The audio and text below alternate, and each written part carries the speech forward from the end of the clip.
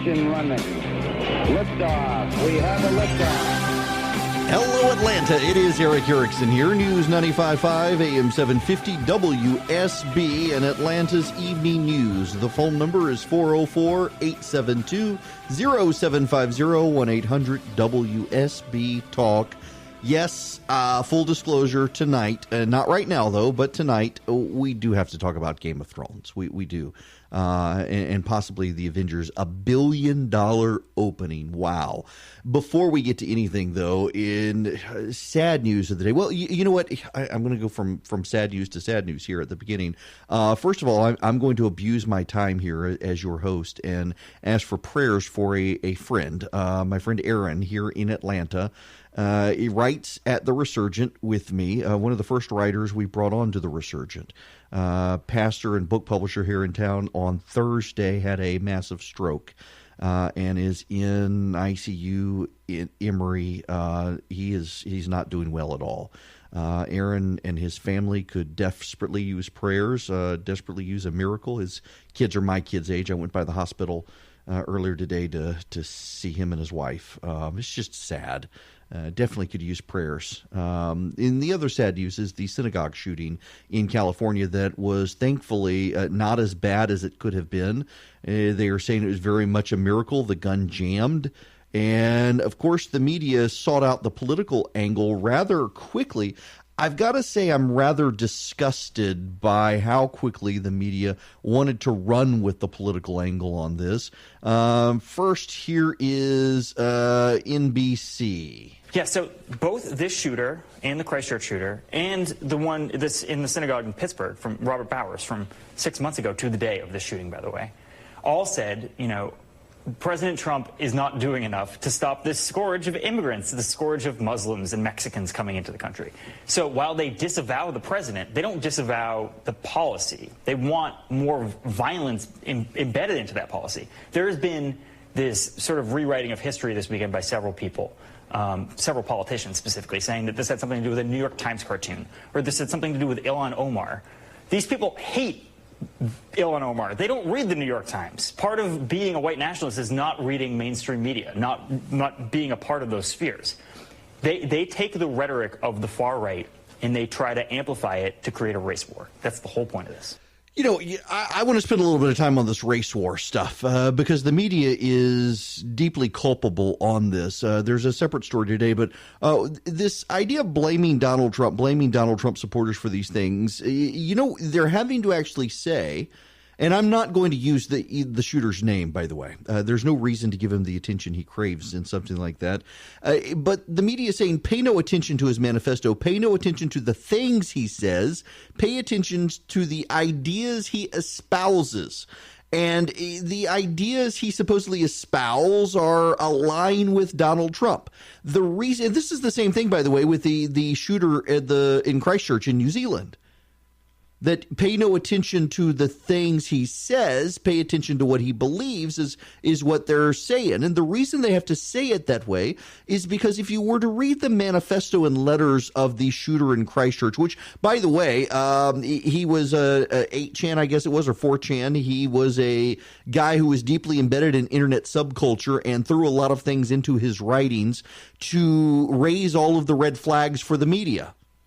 He said a lot of things. I'm talking about the New Zealand guy. He intentionally, knowingly, willfully said a bunch of things designed to trip the media's censors on alt-right racist nationalism to be able to blame Donald Trump. And anyone who knows anything about that subculture on the internet, there were plenty of stories, including in the New York Times, as to why they didn't cover it in the way people expected them to, was because they weren't sure what was true and what wasn't, based on this guy's history. The same is possibly true for the San Diego shooter. We don't know all the details yet, but what we do know is that he was deeply, deeply critical, deeply hostily critical of Donald Trump. Did not like Donald Trump, neither did the guy in New Zealand. And the reason being is because though Donald Trump is an immigration restrictionist, he's not an immigration absolutist. He's not opposed to bringing people of a different race into this country. He just wants them to come here legally. What the media is trying to do in these situations, I think it's very important to understand this, is they're trying to get rid of the distinction between people who oppose illegal immigration and the people who oppose immigration. Because there are a lot of legitimate non-racist people out there who oppose illegal immigration.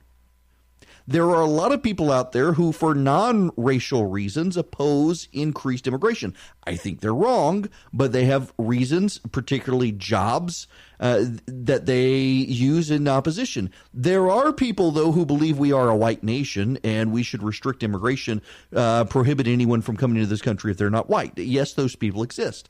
That's not Donald Trump's view. It's not my view. It's not the Republican Party's view. But the media has done a really good job in the last couple of years of trying to blend it all together. So you have to actually understand that these shooters are not Trump supporters, and this is why they're also deeply critical of Donald Trump. Perhaps they thought he was one of them, and he's shown himself not to be, and they're very angry with him. And the media can't actually go down this road, because if the media were to go down this road, they would expose themselves as being liars and misrepresenting a lot of the immigration restrictionist sentiment in the country. That has nothing to do with race and everything to do with economic issues. So they have to avoid that. But there's more here that is emblematic of what the media is doing, because there was another story completely unrelated to the shooting we need to talk about. Before I get to this other story, though, just in case you think, oh, that's MSNBC is kind of fringy. No, I want to play this media montage for you.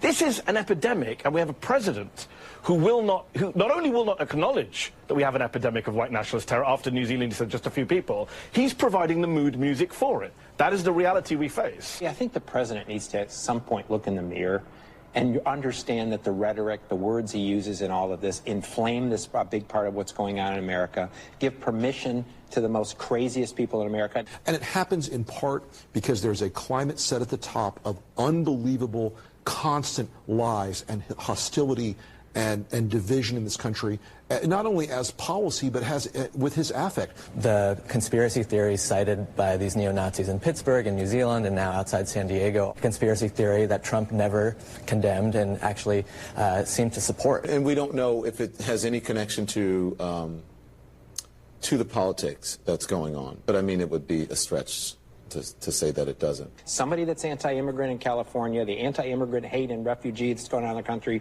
what happened at the Tree of Life, and then you couple that with the president's language, it's a big problem. And remember, Donald Trump just over the last couple of days have been defending what he said in Charlottesville. And it echoed, called back into our memory, right? Something that just happened not too long ago. What happened in Pittsburgh? Donald Trump and all of this hate, right? It's part of the environment of today, and he bears some responsibility for it.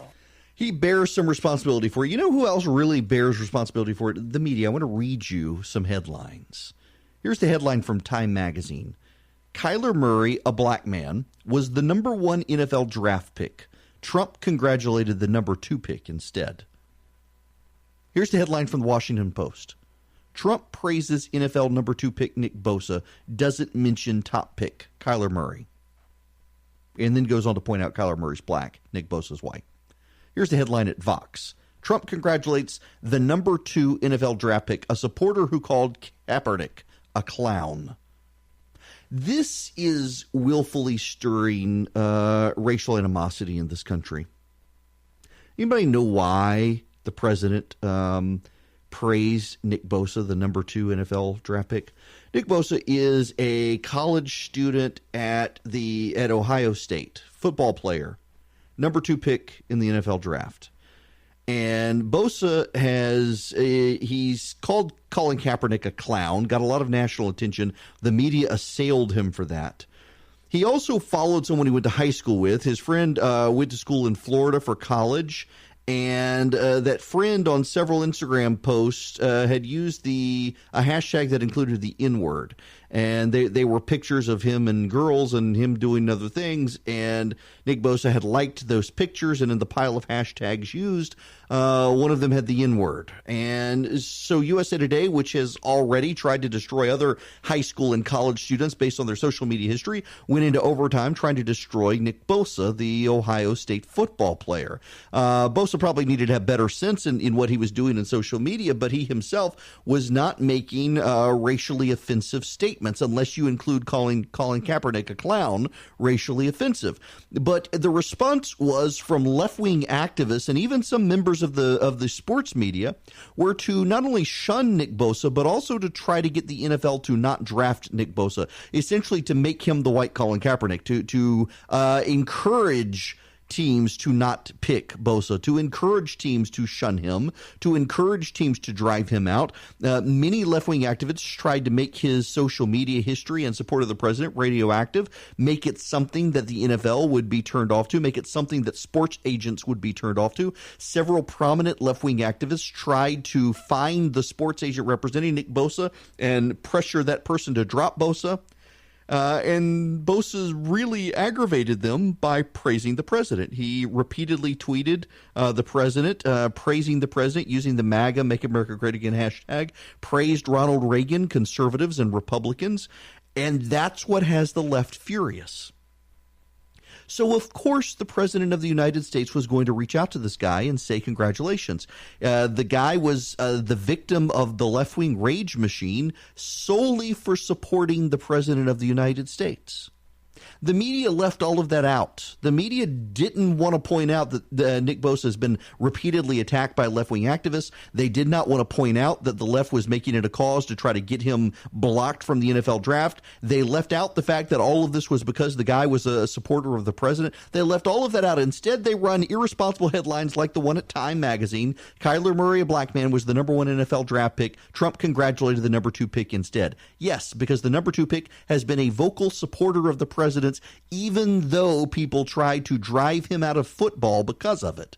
So naturally, the president was going to reach out to that guy. But you never know that from the media. You know, when I do these live reads for sponsorships for the podcast, I get a script. And I can read the script or not. And the calm script begins, stress is a worldwide epidemic. We're working longer hours. We're inundated with the constant news cycles, and we're more connected than ever before. Stress is a part of life, but it can very easily affect our overall well-being. And then it goes into talking about, I don't have to tell you about stress. I can tell you about real world. Calm has become an app in my family that we pretty much all use. My son uses Calm every night. My daughter uses it. I use it when I'm on trips. My wife uses it. It is an app that has a meditation. I shouldn't say meditations, but basically guided meditation, relaxations, play stories or music at night. That's when my kids use it. My kids don't like to go to sleep in the quiet and the dark. So they use the Calm app, and the Calm app, they read stories. In fact, my son is deeply, deeply frustrated because there's one story that he reads or has read to him on the Calm app, and he can never finish it, and he wants to finish the story, and he's afraid that if he stays up during the day to listen to it, that he'll fall asleep during the day, so he's scared to listen to it, but he wants to finish the story. It's actually very cute. It really is a great app. If you want to relax and you're having trouble unplugging, if you want something to listen to help you go to sleep at night, Calm is a great way to do it. Non-medicated. You just listen to Calm. Right now, listeners of this podcast get 25% off a Calm premium subscription at calm.com/Eric. That's CALM.com/Eric. Get unlimited access to all of Calm's content today at calm.com/Eric, ERICK. Get Calm, stop stressing. But here's the other thing. I really am a user of this product and really have been a user of this product before they started sponsoring this podcast. Jonathan V. Last at the Sub Beacon podcast recommended it to me for my kids, and that's when we got it, and I love it. And I give this an unqualified recommendation. Get Calm if you want a great way to listen to something to help you relax and go to sleep.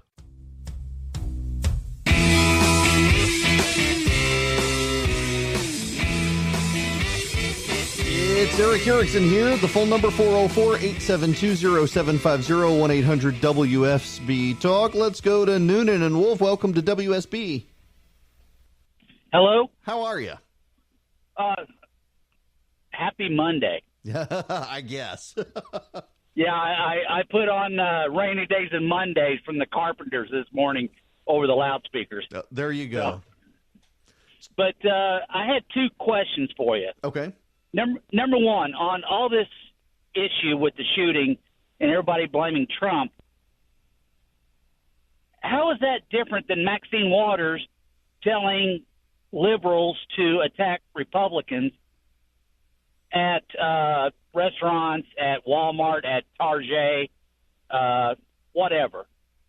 And then my second question, is with the young lady that was just convicted of murder of her stepchild, starving her to death and trying to burn the body, with defending herself and calling no witnesses, doing nothing. Could that be suicide by judge and jury? Well, like suicide by cop? Yeah, she may very well be trying to get the death penalty and something like that. I don't know that they'll give it to her. She seems pretty crazy. That whole thing just it makes me sad. This is clearly not a mentally stable person doing that. On the first, though, yeah, I do think that the media is treating they feel threatened by Donald Trump. I know members of the media who have gotten a lot of death threats because the president calls them enemy of the people. Listen, y'all, I mean, just from very real-world personal experience, the president, during the campaign in 2016, when I did not support him, went on a tirade about me on social media, and we had to have armed guards at our home for 3 months. We literally had people show up on our front porch to threaten my family. There are crazy people out there, and things that might otherwise be innocuous to you and me drive them crazy.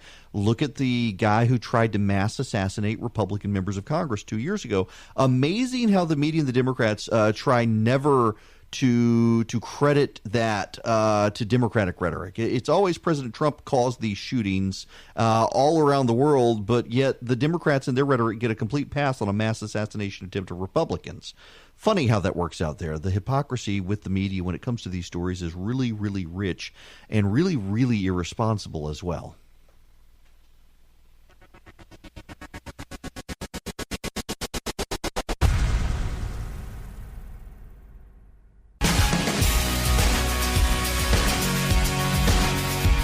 Hello there. I want to talk about something. And I can't promise there won't be spoilers for those of you who haven't seen it. And I try never to devote significant attention on this program to things that I really like. I mean, I occasionally talk about cooking, like Bort would talk about his plane, but I try not to spend too much time on it. But I can't help but think that just given the numbers, there are going to be a lot of you who also watch Game of Thrones and saw last night's show. And frankly, I'm in this odd situation where none of my family watches it. My wife's convinced that she needs to pray for my soul for watching it. And I got to say, the first several seasons of the program were pretty violent and explicit. A lot of adult content. It has very much toned itself down over the years. It's now been on, this is 8 seasons, and it's really been on for 9 years. And it has very much tamed itself in terms of adult content, both violent and sexually explicit. The first couple of years, though, it really was. Luckily, I did not come into the series in the beginning and was able to watch it and essentially fast forward through those sorts of things because I don't want that stuff in my brain to begin with. I don't need to see someone disemboweled, let alone all the incest and whatnot that was depicted in there. But it is a phenomenally well-written show. And these last 2 episodes, I think, have been 2 of the best, although last night's episode is proving very, very controversial. And there's a huge amount of controversy over it because one of the things Game of Thrones is known for is your favorite characters unexpectedly and often tragically die. And that really didn't happen last night.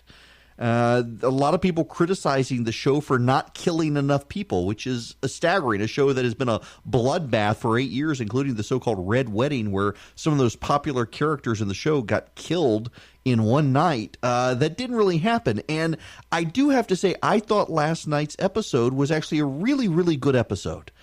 It was stressful. My Apple Watch, I'm not making this up, my Apple Watch genuinely fired off a high heart rate warning at one point during the show. In fact, I can tell you that the moment it was when the dead figured out how to cross the fire. There was a line of fire. Fire kills the dead people who are walking, the zombies, so to speak. They call them whites. And when they figured out how to cross that fire, oh my goodness, I thought we would at least have a bit of a respite to it. Nope, we didn't. It was crazy. It was a mind-numbing episode. But there's something else here. There are a lot of complaints that the show was very, very dark. Let me spend a little bit of time here because I got questions, and I don't actually even have answers. I've got questions.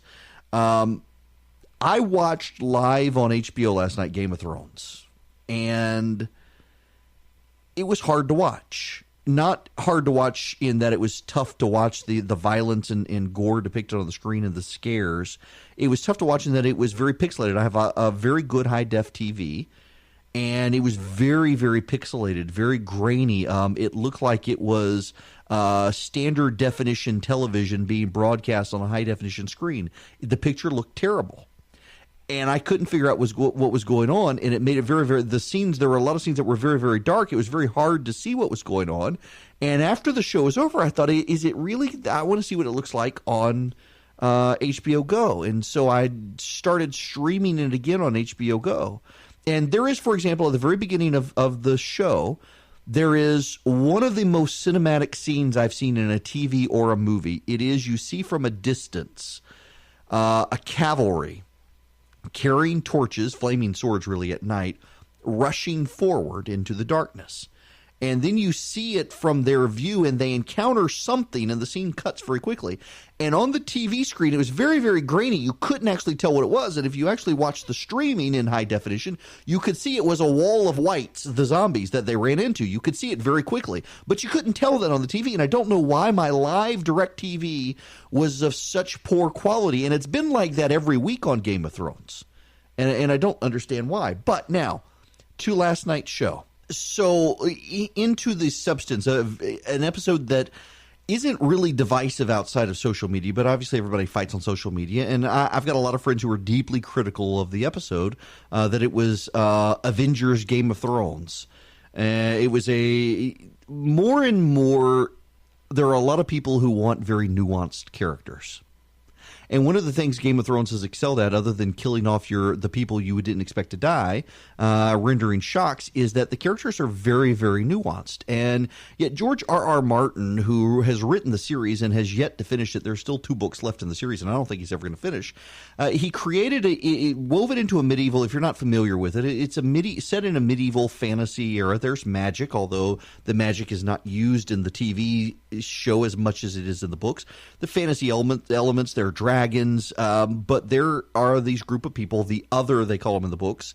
In the TV show, they're the White Walkers. They live north of a high ice wall that was built to keep them out, and the wall has magic. They cannot penetrate it until they figure out a way to get through it. And the Night King and the White Walkers can raise the dead. And so they also have zombies. They call them whites. And a lot of people on the left have said, oh, this is an existential threat. It is about climate change. It's about global warming. And, of course, everyone on the left loved that analogy and has really picked up on it. Well, the Night King met his match last night, and it proves one person could get rid of global warming, I guess, because global warming turns out really not to be the threat if it's like the Night King. But that's kind of one of the things that aggravated people, is that you build this existential threat over 8 seasons, and then in one episode, the bad guy and everyone associated with the bad guy is wiped out. Unexpectedly, by surprise, Deus Ex Machina, as someone has said, but not really. I was personally satisfied with it. I was overwhelmed. Again, high heart rate sensor went off. And I do wish they had given 2 episodes to this. If I were the HBO showrunners, what I would have done is Winterfell would have fallen. The heroes would have had to evacuate and retreat. And the last scene would have been the Night King capturing Brienne of Tarth and turning her into a White Walker. That's what I would have done. And then in the next episode, finish off the fight. Because the real fight and where Game of Thrones really excels is in the political machinations of what would we consider the real world. The fighting between the humans, the political intrigue, the backstabbing, the people who are not on the throne but behind the throne, engaging with each other and steering the people on the throne in ways that bring them into conflict. And there is a conflict that's going to come between between the Targaryen and the Starks, the Targaryens and the Starks. It's going to happen. It has to happen. But I do wish they could have drawn out the White Walkers a little longer. That being said, this was the longest battle sequence ever put to film, whether on TV or film. It was longer than the battle sequence that's in the Avengers Endgame movie now, which, by the way, crossed $1 billion in its first weekend. That's staggering. It's longer than the scenes in the Lord of the Rings series. It is the longest action sequence, and it was beautiful. It was cinematographic. It was absolutely staggering how they did it. One of the other complaints a lot of people are saying, it was you couldn't tell what was going on. It was dark. It was grimy. I think that was actually intentional because this is a battle. This is the war to end all wars, potentially. And so it was dark. It was grimy. It was chaotic. You had a hard time. Occasionally, they did a very good job of slowing things down so you could see where the different people are and who they were fighting before speeding it back up and moving. I was amazed by the whole thing. I was delighted. I was overwhelmed. I sat there and thought, man, there's nobody I can talk to about this. And then a buddy of mine started texting who he had been up all night. And he's like, I can't go to sleep now. I'm overwhelmed. I got to go have like a glass of bourbon to settle myself down. It was crazy. But the larger thing here is that the reason I know I can comfortably talk about a show like that now is that this is a program that is going to be watched. By the end of this week, that episode will be watched by 100 million people worldwide. 100 million people. It will be watched by the end of tonight. More than 20 million people will have watched that episode. That's crazy, actually. The numbers are staggering that many people are watching a show like that. Those are numbers that you get from Hollywood movies. And yet it's become a cultural phenomenon. And in large part, it's become a cultural phenomenon because HBO is a network that you pay to watch movies and really good shows. I'm afraid AT&T is going to kill and ruin HBO. That's a monologue for another day. But HBO started the show before Netflix, before Hulu, before Amazon Prime. And so people who wanted that caliber of episode of TV had to go to HBO. And it's the last major TV production where people had to tune into TV to see it. And we're not going to see anything like this where 100 million people by the end of the week will have watched an episode of something. That's just not going to happen here on out. It's a cultural phenomenon, and it is worth spending some time talking about.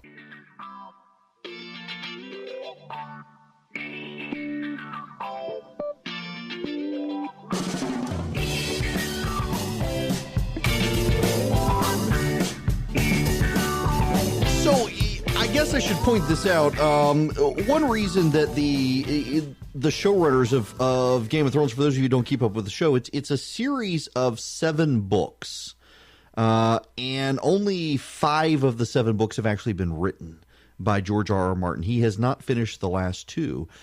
So halfway through the 6th season of Game of Thrones, the book's going to end, and he had to provide the writers, the showrunners, a multi-page outline and sit with them over some time to describe how the story would wind up. And there were things that people knew going into it. He had said in an interview before that the character of Arya Stark, one of the girls' protagonists, she could not die. His wife promised that she would not die. And then there's Samwell Tarly, another character in the series, is supposed to be a reflection of George R.R. Martin himself, so it's presumed he won't die. It's a staggering show, though. Unfortunately, they've run out the clock on it. The show's benefited by having 10 episodes a season that could stretch things out. And in the 7th season and the 8th season, they didn't want to renegotiate salaries with the cast. They had them through the 8th season, through 10 episodes, basically, and they were able to stretch things out to make it work in 2 seasons. So each episode is very long. Last night's episode was an hour and a half. They're typically all an hour long, but they've only got 6 episodes. So they got 3 episodes left. Now they've killed off the existential threat. When we come back, the Republicans' existential threat in Georgia, it's named Stacey Abrams.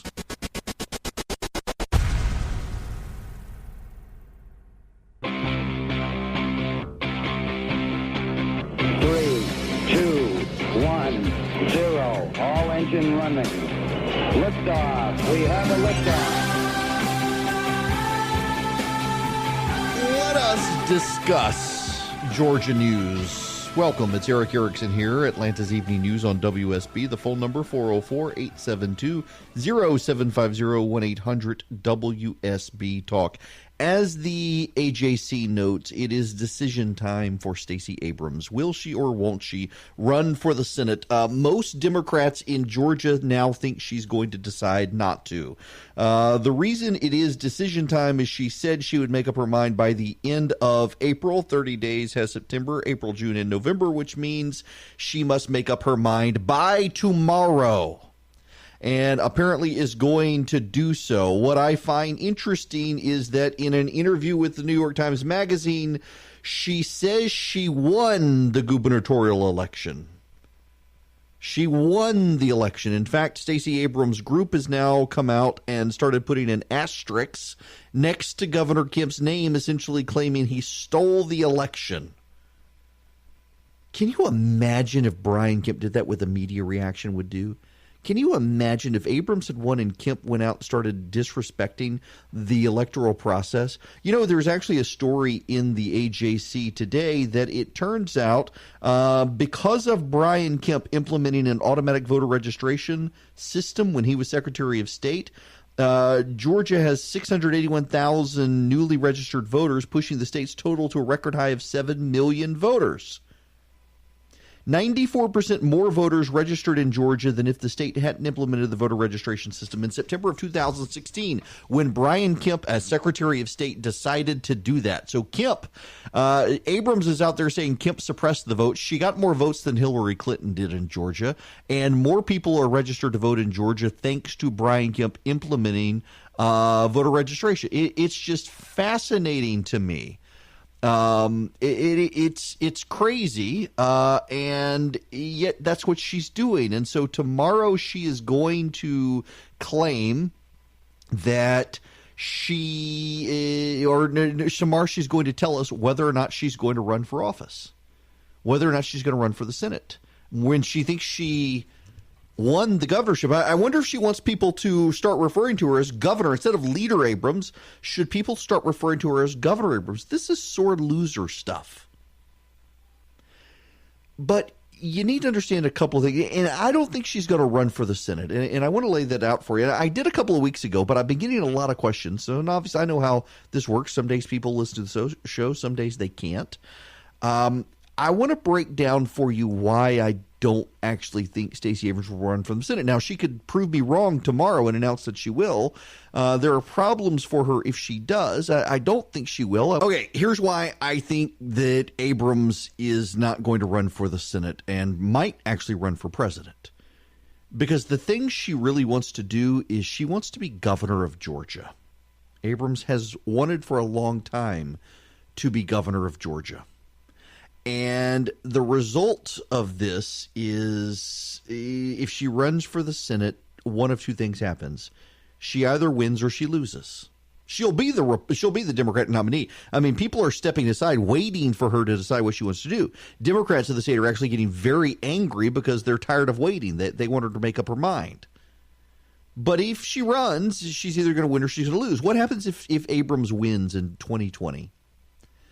If Abrams has won in 2020, that probably means there's been a really big Democratic wave, and it probably means that President Trump has lost re-election, that he's lost Georgia. It's probably bad for Republicans.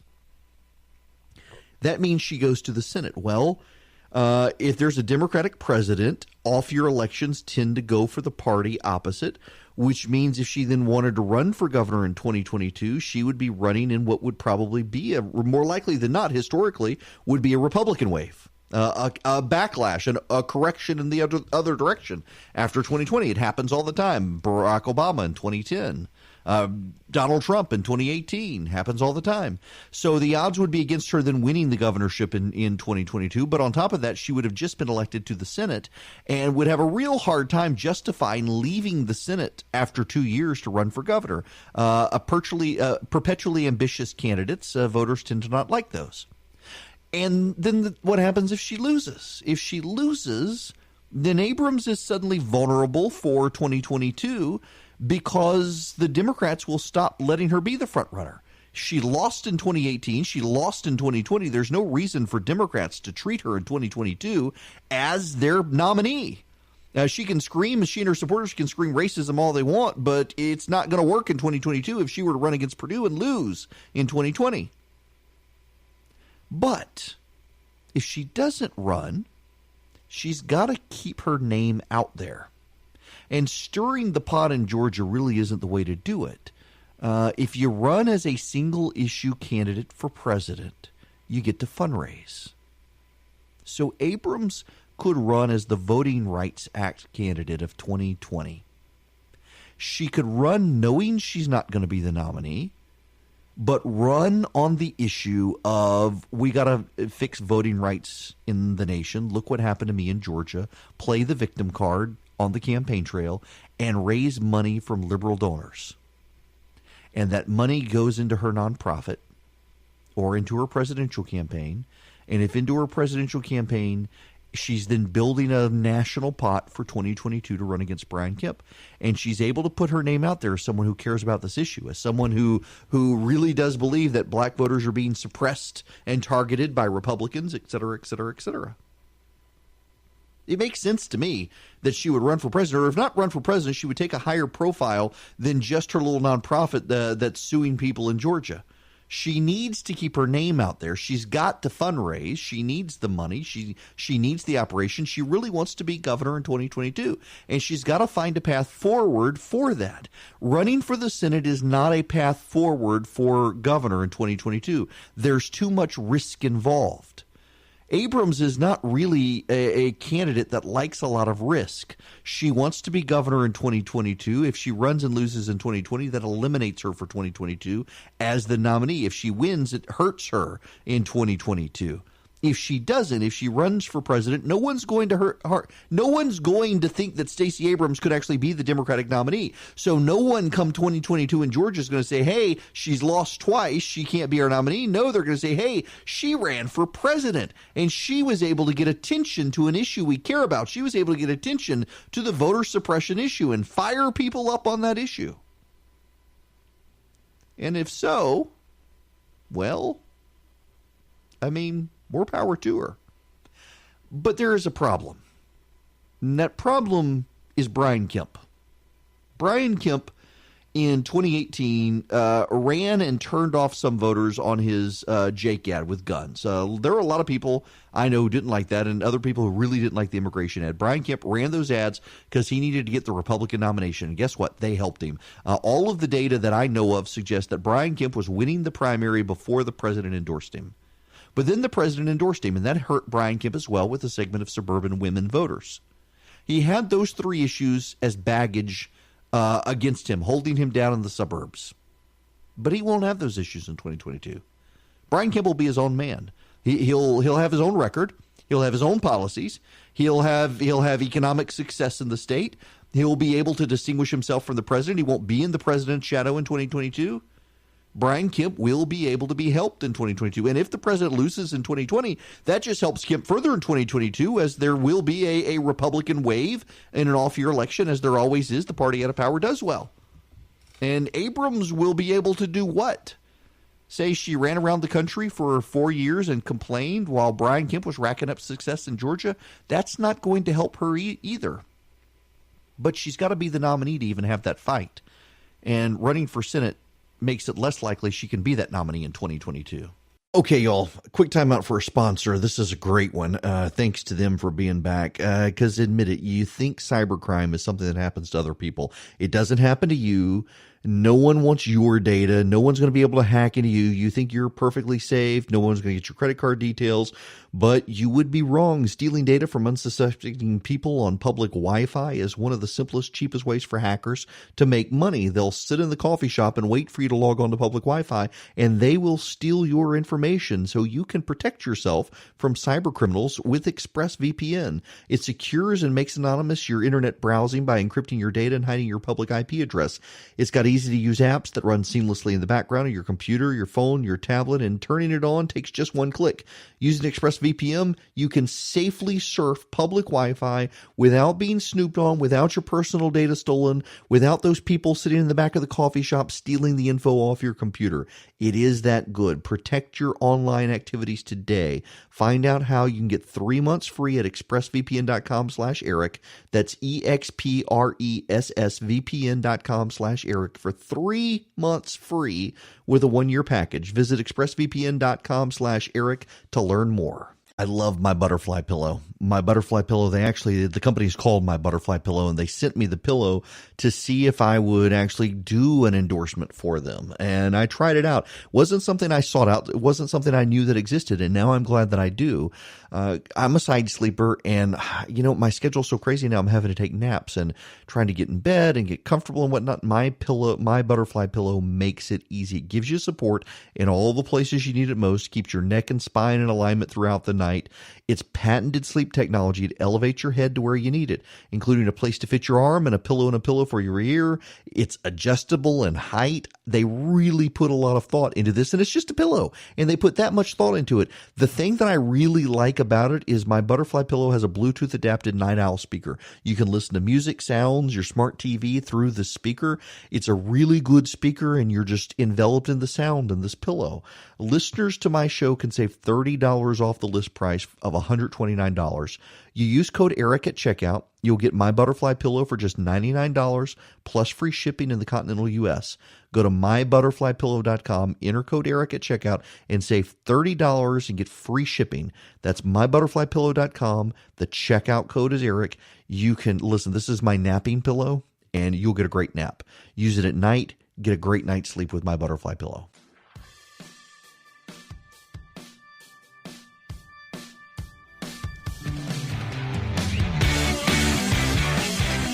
Welcome back. The phone number here, 404-872-0750, 1-800-WSB Talk. I got to laugh. Brian Kemp, our governor, legitimately, lawfully elected governor, is signed legislation that prohibits the use of drones to deliver contraband to prisoners. Why do we need a law for that? I mean, not being critical of the governor for signing it, clearly there was a reason that we needed a law for this. Oh, my goodness gracious. Okay, there's breaking news happening right now. It looks like the Department of Justice is confirming Deputy Attorney General Rod Rosenstein has sent his resignation letter to President Trump. Effective date will be May 11th. Rod Rosenstein, who had been rumored to be out multiple times over the last 2 years, rumors flying last year that he was going to quit. Remember, there is supposedly claimed he would wear a wire and go to the White House, all sorts of claims about Rosenstein. Well, now it looks like it's official. He is resigning. May 11th will be his last day. He has formally sent his resignation letter to the President of the United States. We'll keep you posted as that develops. When we come back, I am often critical of the media, and I'm critical oftentimes of local media as well. I do think that there is a liberal bent, and the data actually bears that out. The Pew study of the media, the reporters tend to be much more liberal socially and fiscally. They tend to be much more isolated. Even a lot of members of local media here in Atlanta fit that bill. They tend to come from a liberal ideology. They tend to favor big government, things like that. But I want to talk about a story that probably would not be getting attention but for local media, and in particular, but for the AJC. It's a story you actually need to know about if you have children and your children are going to the dentist. This is actually a really big deal.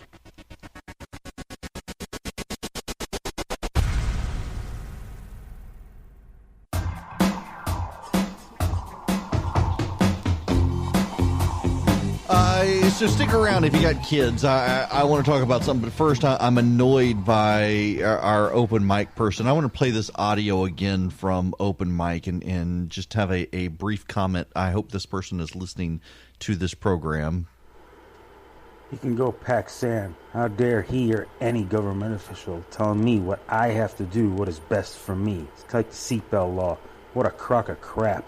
I'm so sick of the government stepping on our toes, telling us what we have to do for ourselves. If I don't take a vaccination, it doesn't harm anybody else but me. Enough is enough. Doesn't stop or prevent a disease. Doesn't slow it down. Give me a break, folks. Enough is enough.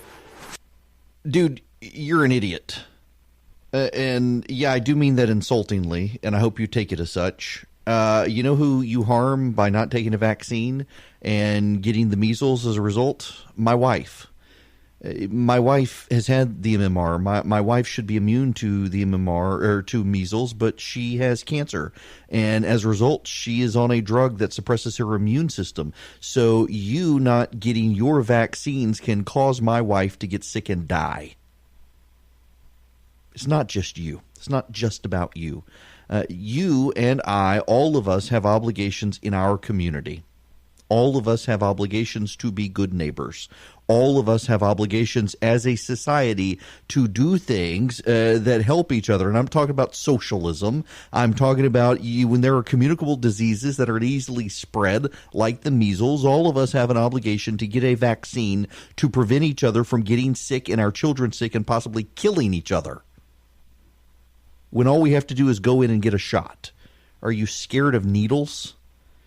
Don't tell me that it's just about you. It's not just about you. It's about the next door neighbor. It's about the people down the street. It's about the people in the grocery store, the elderly and the children, the people who can't get it, the people with cancer. It's about all of those people who you are putting at risk because of your arrogance and your idiocy and your lack of knowledge. Did you know that if you sneeze in a grocery store and have the measles, that people for 2 hours thereafter can become infected with the measles? Did you know that if you sneeze in a grocery store or in a subway train, that within 2 hours, anyone who comes in the contact of that, 9 out of 10 of them will contract the measles if they're not vaccinated? And did you know that the new measles strains that people are seeing, more and more people who are vaccinated as children are starting to get mild cases of the measles, because eventually the MMR, you need another booster when you get into midlife, and we're only now figuring this out because we used to not have this problem because the measles were eradicated until a bunch of idiots got on the internet and found conspiracy theories that suggested measles cause autism and other things when it doesn't, and they decided not to get vaccinated. And as a result of them not getting vaccinated, they're putting people like my wife in jeopardy of losing her life by getting measles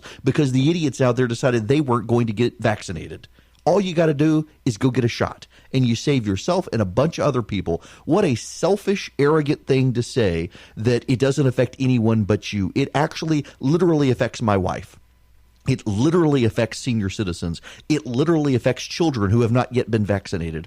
All you idiots out there who decide that MMR, it's not for you, the government can't tell you what to do, you know what? Go drive on the interstate in the opposite direction from traffic without wearing a seatbelt and see what happens to you. The government says you shouldn't do that. The government says you should go a particular direction and that you should wear your seatbelt. Just get in your car and go the opposite direction without a seatbelt and see what happens to you. Because the government says you shouldn't do that, you're going to go do it?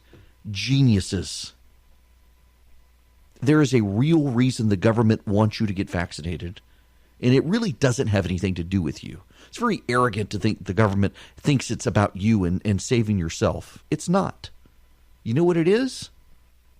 It's about all the people around you. It's about the cost of health care that all of us have to pay. It's about not causing brain damage to children who get the measles because you didn't get vaccinated. It is grossly irresponsible and idiotic and the height of arrogance to think that because the government tells you to get a shot, you're not going to get a shot because the government shouldn't be able to tell you what to do. You know, there are some things I agree with you on that position. This is not one of them. When the measles is the most highly communicable disease, again, if you sneeze, people who come in contact with where you were 2 hours later will get the measles if they're not vaccinated, or if they're on immunosuppressants like my wife, they can get it. So go get your shot. Stop carrying around conspiracy theories telling us it causes autism. It doesn't. What it does is it saves lives. Grow up. No, I'm not taking somebody's call who we've got someone on the call saying I'm off base with the MMR. People are not idiots. Yes, people are idiots if they're not going to go get the MMR. Yes, you are an idiot. You don't have to listen to this program. You are an idiot if you're not going to go get the MMR. We have decades and decades of history. The only objection I know of for people who don't want to get the MMR is that the original MMR vaccine was derived from aborted fetuses. And there are a lot of people who have a moral religious objection to the MMR vaccine. And I think that is entirely reasonable. But you know who disagrees with you? The Vatican disagrees with you. You know which pope? John Paul II. Do you know why? Because the original MMR was developed from aborted fetal tissue. The existing MMR, the one that you would get your kids, is not. Originally it was, and there was an objection, but more than 3, 4, 5 decades have passed since the creation of that vaccine. It has evolved in a number of ways, and it is no longer based on aborted fetal tissue. Go get your vaccine, people. Save my wife's life. Save your own family's life. Save the lives of those around you. Save people from getting a communicable disease that is easily treated. You know what? It really is. There is a level of arrogance in society now and a lack of truth. You know what? If you're a Christian, you believe in truth. You believe in truth because God himself is truth. There are real true things. You may read on the internet that, it's situational ethics. I don't want it for me. It's not right for me. It may be right for that person. No, there are some things that are real true, and there are some things that are really not true. And one of the things that are really not true is that this vaccine will somehow cause you harm, will cause your children harm. Do you know what? Since 1983, the U.S. government actually has a pool of money set aside for people who are harmed by vaccines. If you are harmed or someone in your family is harmed by a vaccine, you can get millions of dollars from the federal government. It's in a trust fund. All you have to do is show a claim that you got harmed by a vaccine. You know how many claims have been filed since 1983? 16,000. Do you know how many claims have actually resulted in getting paid? Less than 6,000 people. Less than 6,000 people since 1983. You're probably not one of those 6,000 people out of a nation of 350 million people. Stop making stuff up to avoid the MMR.